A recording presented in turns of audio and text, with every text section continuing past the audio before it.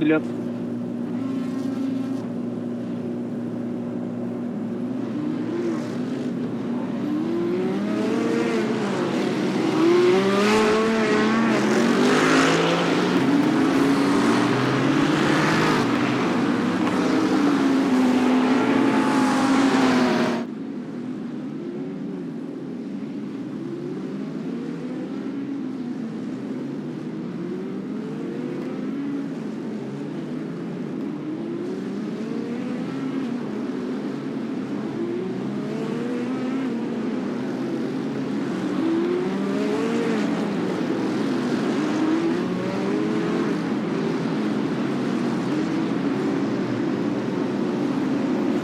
Hello, how we doing? What's happening? Is everyone doing? Welcome, welcome, welcome to my normal video actually. Because definitely this isn't video of the week. This is actually an additional video on top of that video. And the reason why I kind of recorded this video is because I really wanted to make a point about decent and quality racing. And for some time on iRacing, I've been victim to quite a lot of indecent racing. Racing that is so below par that you sometimes wonder what people were thinking when they came online. Because a lot of people have different issues. People have different issues that they're dealing with in their personal lives. You know, they have issues that they're dealing with in, you know, our work, you know, in the economy, where they're located. And so they face quite a lot. And then they bring all of that onto the scene and onto the rig. They jump on the race and they have all that emotions, you know, bottled up. And they just effectively just, you know, let out all of that emotion on track. And it's okay. It's okay sometimes to have that emotion and to, you know, just want to let go of a bunch of that on track. You know, just want to use the track as, you know, some kind of a challenge. It's okay to do that, but it's not okay to bring other people into it. Race, by all means, AI, if you want to do that, you know, go and do a time trial. That's what you want to do. But don't come on an official race and ruin it for other people who are just trying to do the best, who are just trying to be decent on track, you know, and who just want to race. This race is a perfect example of considerate people. And shout out to David, who essentially was racing behind me all through this 40 minutes race. And if not for iRacing's one feature that we all know, which is netcode, this could have been really an epic battle from start to finish. Because this guy raced so decently that I was so proud. He literally just made friends. And there you go, right in the background. Somebody taking another lesson now. But yeah, we basically made friends after this race. So in this race we started in P3. As you can see, we got the place initially, and then we came back up to P3, and then now we're in P2. Because the guy in P1 basically had a slowdown due to cutting the corner. So we currently are in P2, and we have quite the line behind us. And you know, as it is with Le Mans is such a fast track. You know, everywhere is open, the corners are flowing, everybody just drives, you know, at maximum speed, and that's the ability to keep pace with other cars in front of you. And yeah, this race, I mean, let's not forget about all the tricky parts of this track, because I mean, coming up to Arnage here, this is one tricky place where if you miss your breaking point, you're going straight into the wall on the outside. You first get caught in the ground, but you can easily just go into the wall, right there. I won't be surprised if someone goes into the wall in the background. But yeah.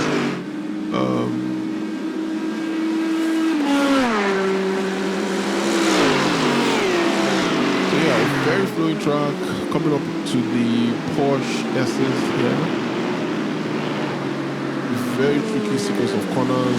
If you miss one part of the flow, you're completely out of it. It will take you quite a while. In fact, you won't be able to recover. You will lose so much time. You can easily lose so much time, and then on the exit there, if you go wide and get all fours out of the racing line, out of the white lines, you get an instant slowdown, which you must. So that guy had the black flag, so which you must serve before you get to turn one, essentially. So especially the fact that it's a flowing track, it's a smooth track, it's huge, it's wide, and all of that. It still has its quirks and features. You just have to understand. Yeah. So here we get a slight slip. In fact, we had to save it essentially because the car was going to the left, and we were trying to go right. So we just had to save it by bringing the nose back, stepping on the brake and bringing the nose back. And that's one of the things with this track. There are a lot of places where you can easily just lose traction and go right into the wall. Many times I've been in situations where you're just behind the guy, going straight down the road, just straight, and then the guy just suddenly just swerves into the wall because for some reason he loses traction. Then you have David talking. Remember, he's the one that we were really looking at. He hasn't caught up to me yet, but I have a train of cars behind me, and P1 is just making a dash for it in the Corvette. Little did I know that the Corvette is so fast on this track. I had no idea. That guy goes well. I think it was a backmarker, if I remember correctly. Yes, it was a backmarker. Oh no! That was the guy who overtook me when I made the mistake. So yes, we got past him. Yes, we got past him. It was in P2, and then made a mistake there as well, and we got past. At this point, we're not like, okay, they're fighting behind us, let's make a break for it. Little did I know that I had one tiny problem. My wing was slightly higher than everybody else's wing. That's what I found out. Because I was tiny bit slower than everybody else. No matter what I did, no matter how fast I was going, I was just that tiny bit slower than everybody else down the street. In the corners, I would do really well, which obviously is indicating of the fact that my wing was slightly higher. Like right there, I would take the corner, I would break away easily, But then down the straight, just always seemed like they were able to catch up. And that's down to my setup. Down to my setup. But yeah, it served us well because we qualified in a good position, and then right now we're in P2, so it's still not that bad. It's just one of those things. It's one of those things that you miss in setup.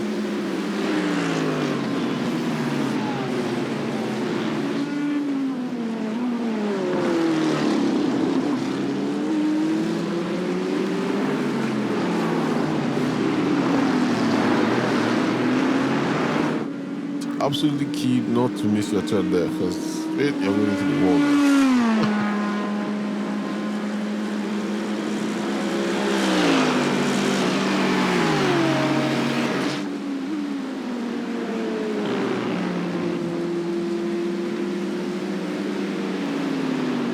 Fantastic racing so far by everyone. Everybody's doing well.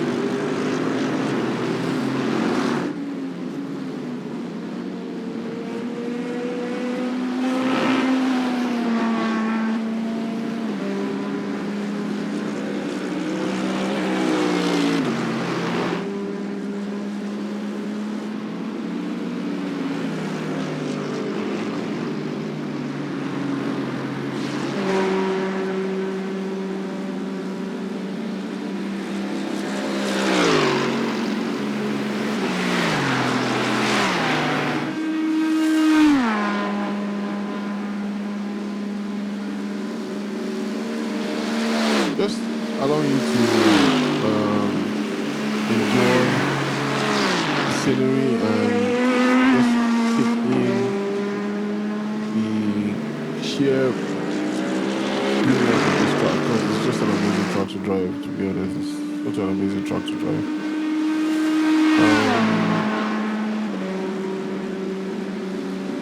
So we're still in P2, and right now we have P3 right behind us. The person of David, shout out to David again. He also became a fan of the channel, joined the channel as well. So I hope he's watching this. I hope he's really able to watch this. But we're coming up to the point where we actually started the battle. Because I thought I had it at this point. I thought I'd made a break, a clean break. I thought, I'm far gone. You guys can have a little bit of catch up. I was so wrong.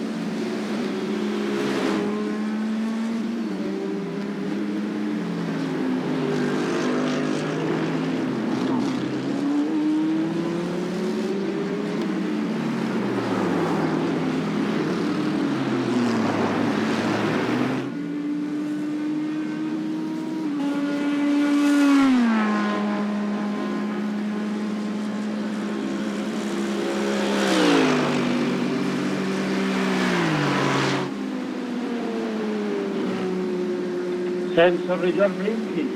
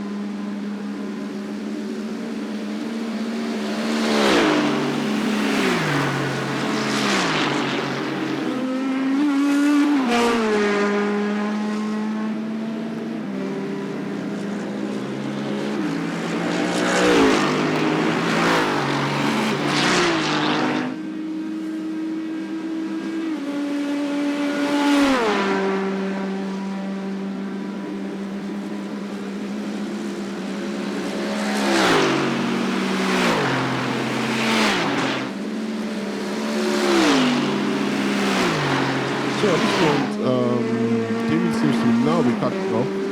So we've got still the train is right behind us.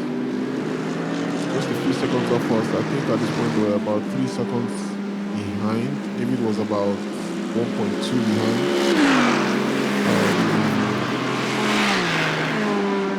And they catch up just like that. So any mistake, anything the train will catch up with you and you'll be sucked into the train. So we were just as much as we were trying, as much as we stay away from the slipstream, but catch up to the guys in front as well, to the guy in front. And I think that was where we had significant difficulties. We really, really couldn't keep them because of the slipstream situation.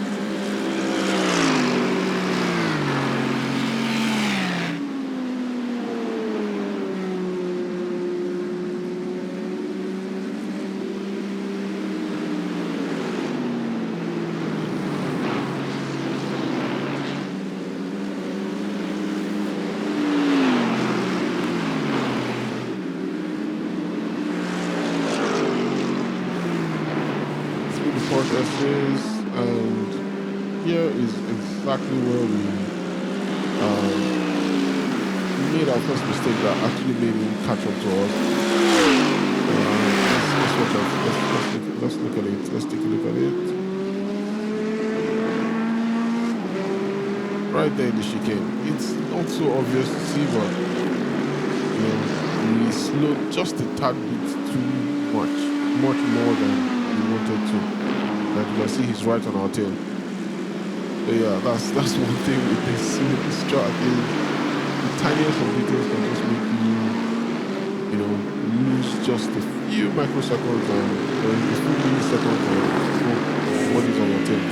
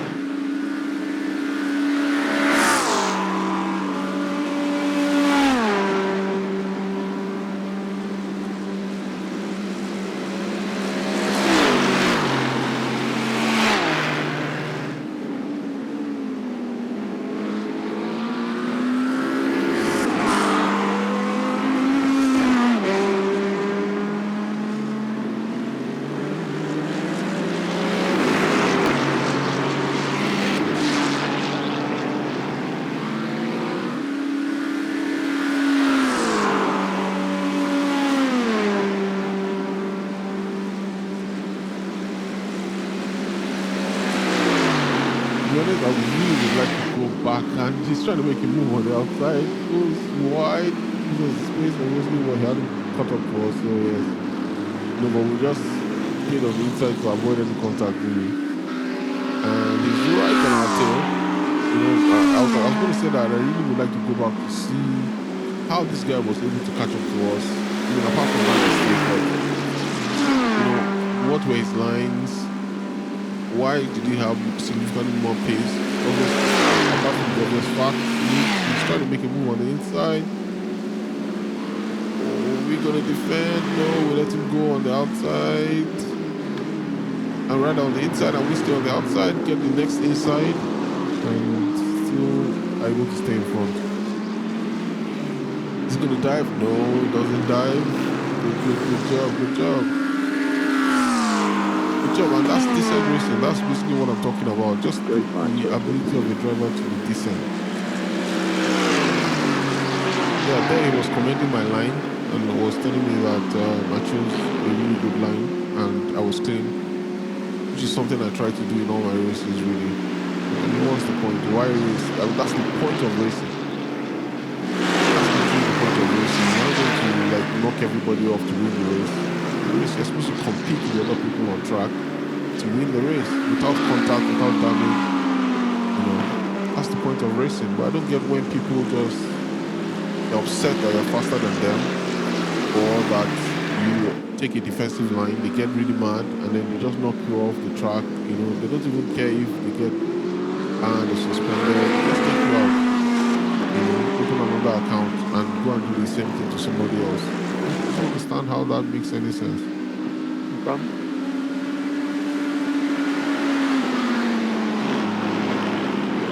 Don't forget the guy in P4 currently.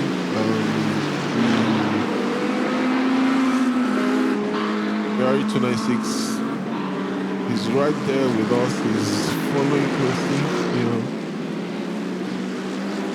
we're just really trying to stay on pace. To be honest, trying our best. We were driving the heck out of the car.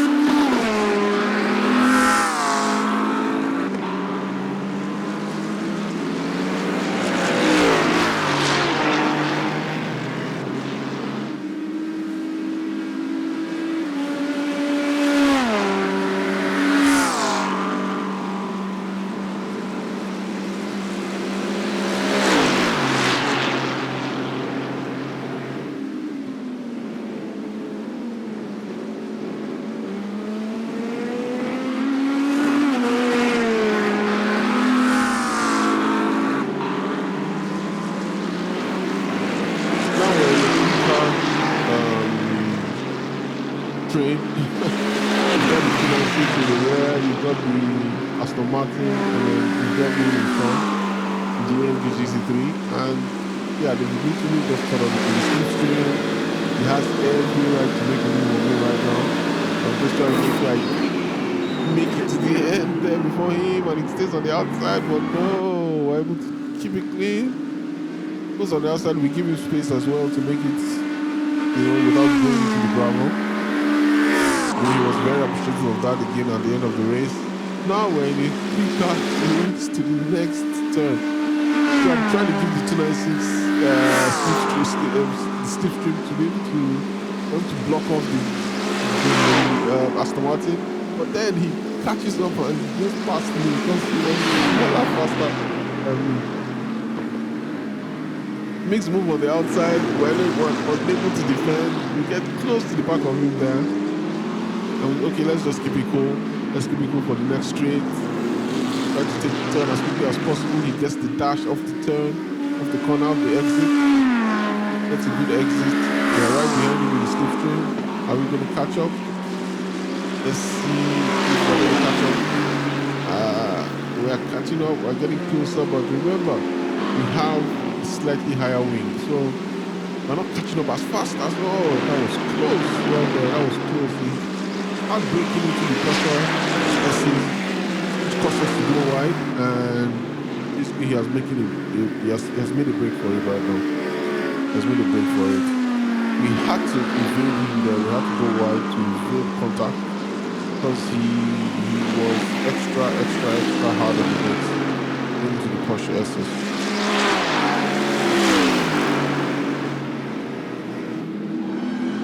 Now dashing into the pit lane because it was the last lap. We didn't have any more fuel. We have to go into the pit lane.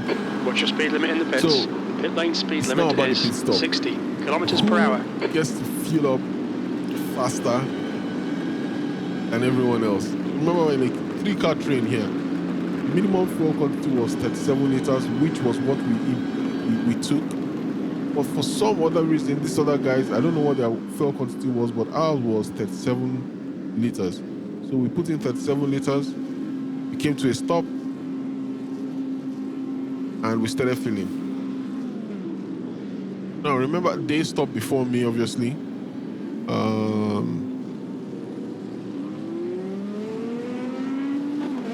296 gets away. But we're still there. Now we're released, but the guys were in competition with both gone. And I really couldn't understand why. Why was that? Why did that happen? Maybe it took slightly lesser fuel, but that should mean that they will not make it to the end, irrespective of their fuel consumption. You know, so sometimes some of these semantics. And one guy went right there into the wall. I believe it was the Porsche that was in P2. He stopped earlier. Porsche who was the gap is now. He stopped earlier and then got slower than us into Arnage.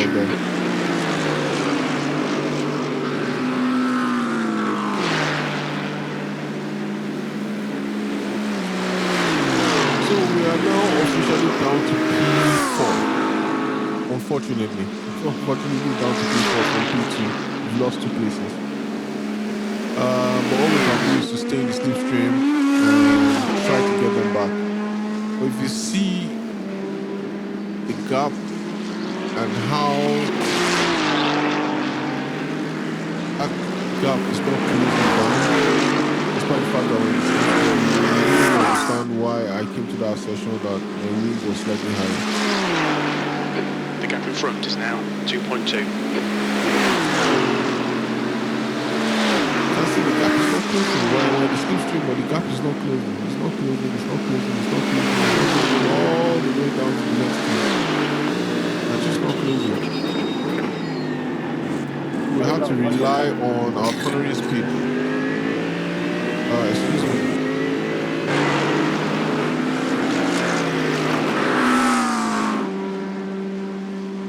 Yeah, I was getting reported.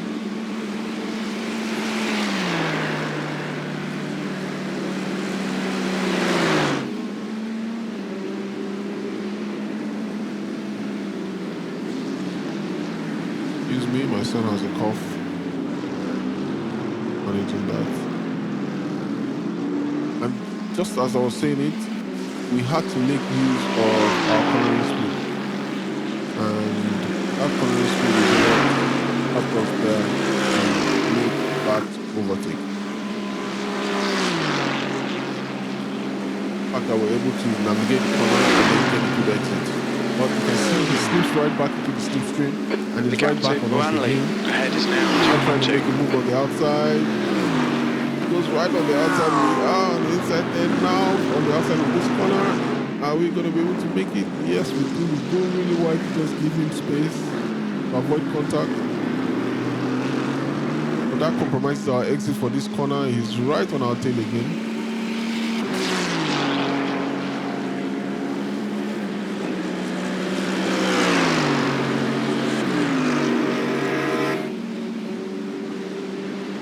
Right in the slipstream, right on our tail. Making a break for it. Down the inside, no. Last lessons, remember. Just for the place to look good.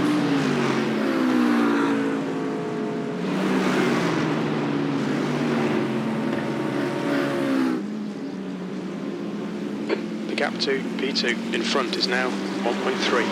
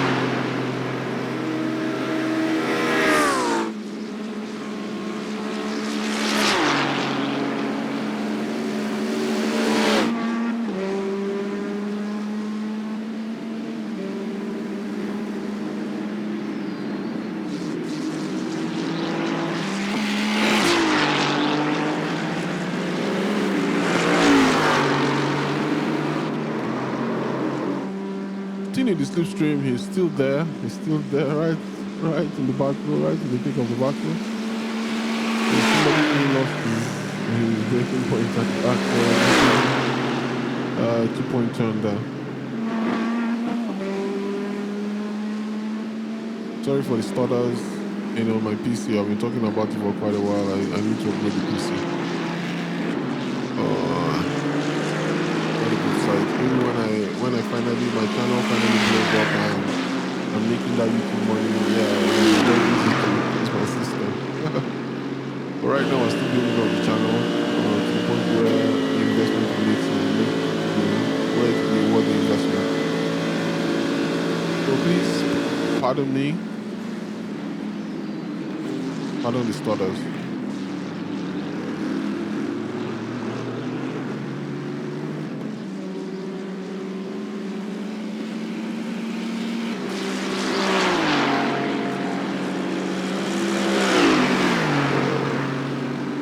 Massive stutters right there.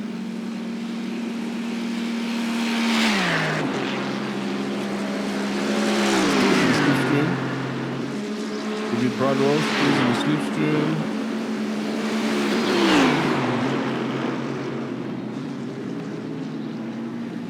Still there in competition, is not out of it at all. 296 has made a break for it. The gap is still the same, relatively. Just that one incident was what caused us to cause that gap to be created, and it's just maintain that gap. And obviously because we are fighting with the guy behind.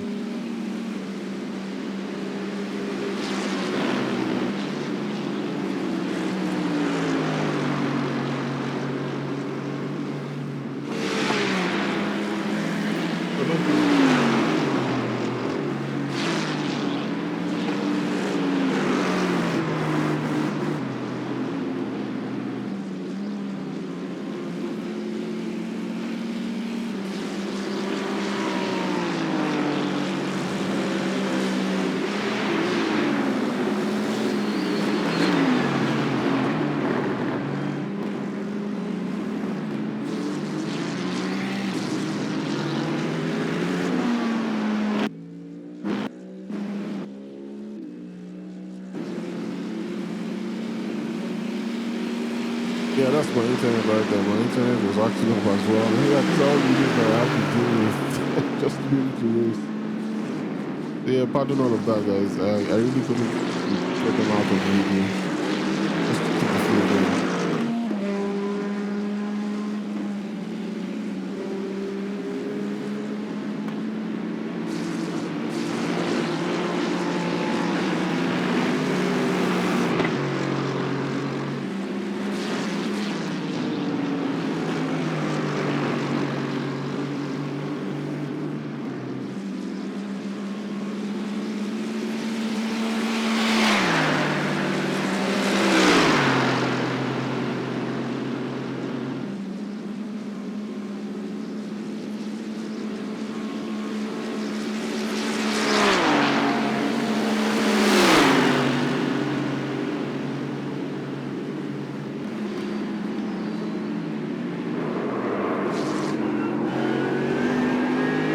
Right there is net code, completely net code. I know how it looks from this angle, but you see He did that on purpose.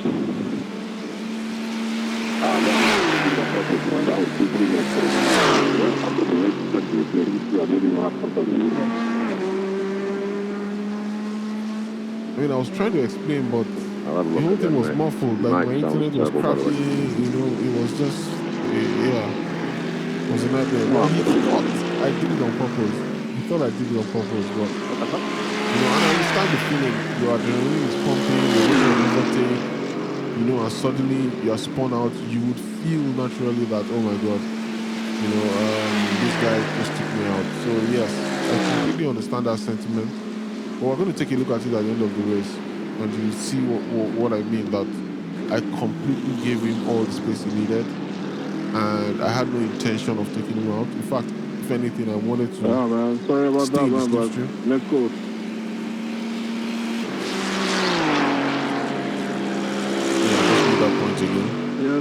man.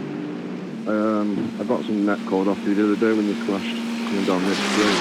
Already left the race and still in the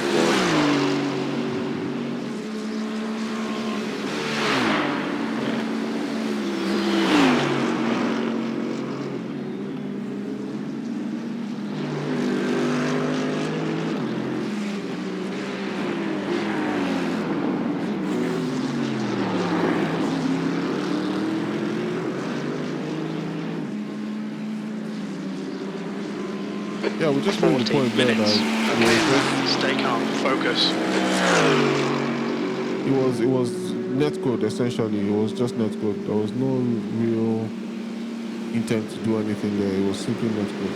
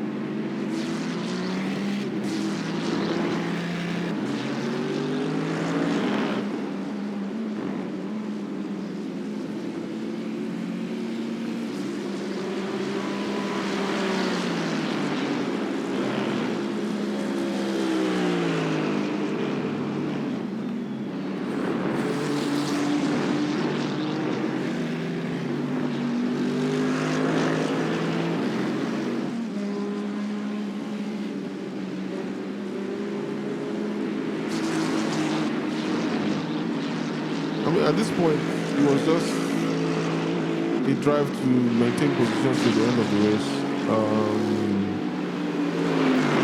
There wasn't anything more to deal with, really. Definitely could not catch up to the guy in front. We were and David behind was off.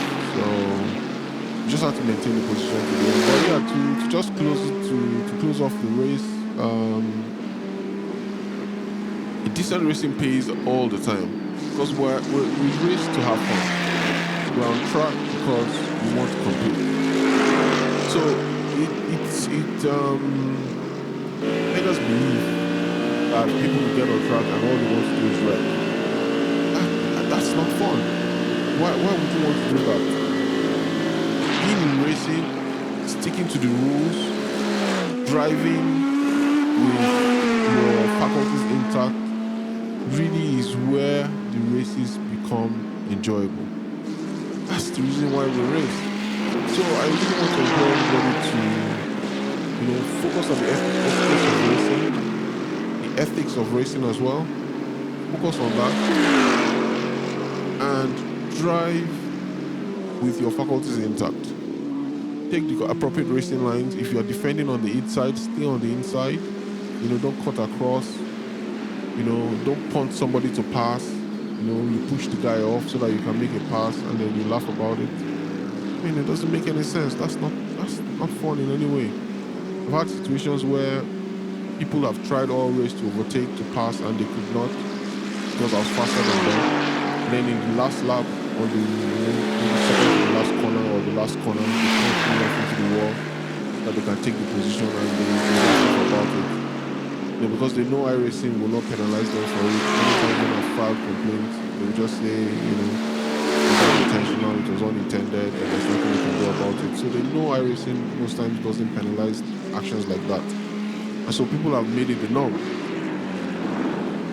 So apart from iRacing taking action, I think it's important that we as drivers take responsibility for the things we do on track. Let's make our races fun. Let's keep this community as clean as it was at the beginning. Everybody's getting into it now. It's becoming the waters are becoming murky. The standards are not being added to. So there's a lot of shenanigans going on, and I think we need to get all of that out of racing. To ensure that we build a platform that everybody will continue to enjoy for the years to come. So once again, shout out to David Bradwell for an awesome race, and hopefully we get to meet again on track and compete against each other and really race without netcode interfering. I really have fun racing you, and to everyone out there who sticks to the rules, who always do the right thing on track, thumbs up to you guys, and hopefully we get to meet on track someday. So I hope you guys enjoyed this one. It was fun racing. The month is always a ton of fun. Good race, guys. So thank you for hanging with me. And yes.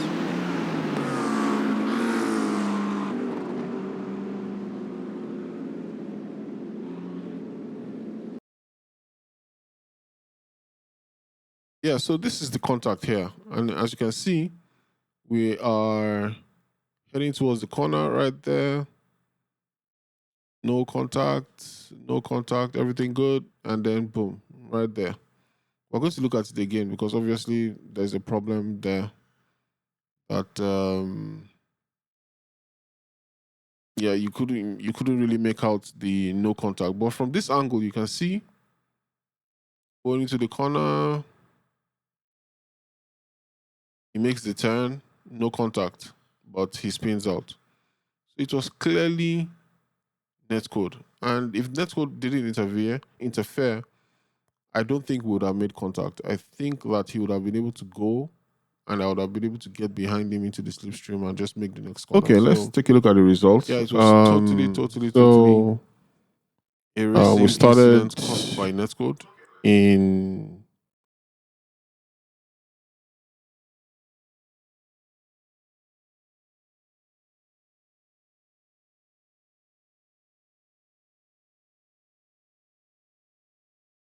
Okay, sorry about that. We started in P3. Okay, that's quite surprising. I don't recall starting in P3, but yeah, we started in P3, and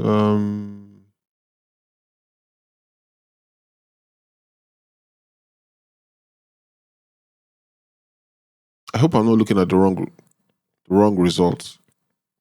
Actually,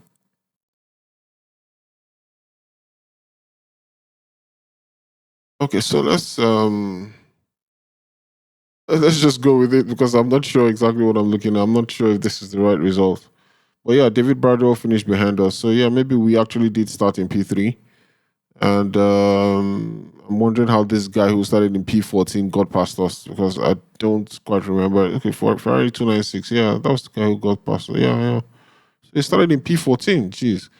Okay, we started in P3 and we maintained P3, which is not something we wanted to do. Actually, we wanted to ensure that we climbed up the ladder. And we had a double green on our safety rating change as well as our I rating change. 0.75 to the safety rating and plus 83 to the I rating. This was the seventh split. My goodness. Oh, iRacing. Why am I far down in the seventh split? I would never understand. But yeah, so that's the situation. The highest loser was this guy who lost 3-7. So minus 0.37 was lost by Ronald Tejeda from Chile. And the biggest gainer was obviously ourselves because we gained quite a bunch. Yeah. Okay, the guy in P1 gained even more than us, plus 0.84. Yeah, the biggest I rating gain, plus 99, the leader who won the race. And the biggest loser was the guy in last place in minus 96.